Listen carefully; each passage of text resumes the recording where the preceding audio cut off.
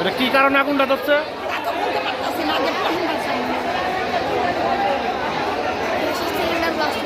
Cylinder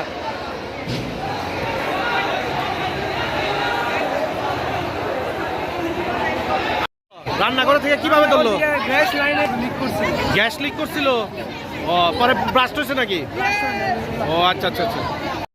ছিলাম না আমরা, হলো নিস্তা 6 তলায়। আমাদের তলায় লাগতো,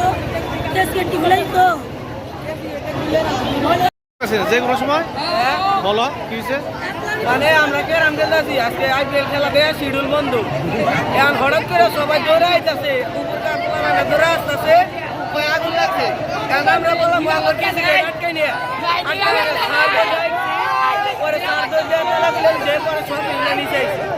বলেন। মানে আমরা এখানে আসার পর যতটুকু শুনতে পারি যে আপনার বিদ্যুতের যে তার এবং কি যে পাইপ ছিল, সেই তার আর পাইপের ঘর্ষণে একটু মানে তারটা স্পার্ক করে পাইপের মধ্যে হয়তো বা একটু আগুনের লাগছিল, ওইটার থেকে একটু ধোঁয়ার সৃষ্টি হয়েছে।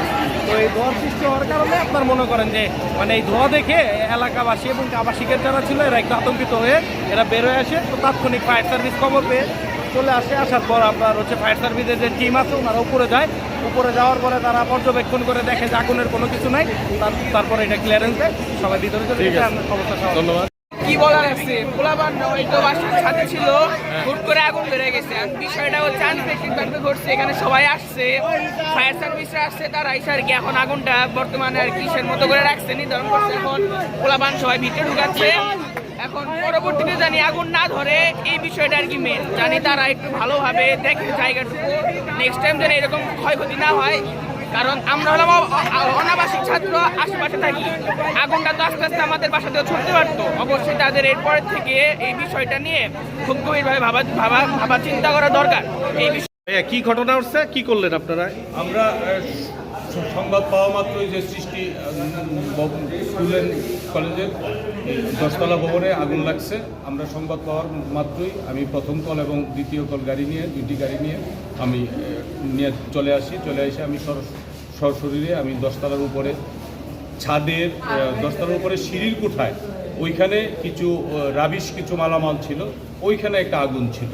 তো ওইখানে আগুনটা কে বা কারা হয়তোবা এই বিড়ি সিগারেট খেয়ে বা অন্য কোনোভাবে হয়তোবা লাগাতে পারে, তো এই আগুন লাগছে। তো আমরা আসার আগে ওরাই আগুনটাকে নিভিয়ে ফেলছে। এমনি অন্য কোনো বড় কোনো রিস্ক ছিল না, ক্ষয়ক্ষতি কোনো হয় নাই। আল্লাহর রহমতে সবাই সৃষ্টি স্কুল অ্যান্ড কলেজটা ভালো আছে। তো ভবিষ্যতের জন্য চেয়ারম্যান সাহেব ও নিজেই সরাসরি উপস্থিত হয়েছে, ওনাকে আমি কিছু কথা বলেছি বা ভবিষ্যতে আমরা বলবো। তো এখন সৃষ্টি স্কুল অ্যান্ড কলেজ নিরাপদ আছে। ঠিক আছে, ধন্যবাদ।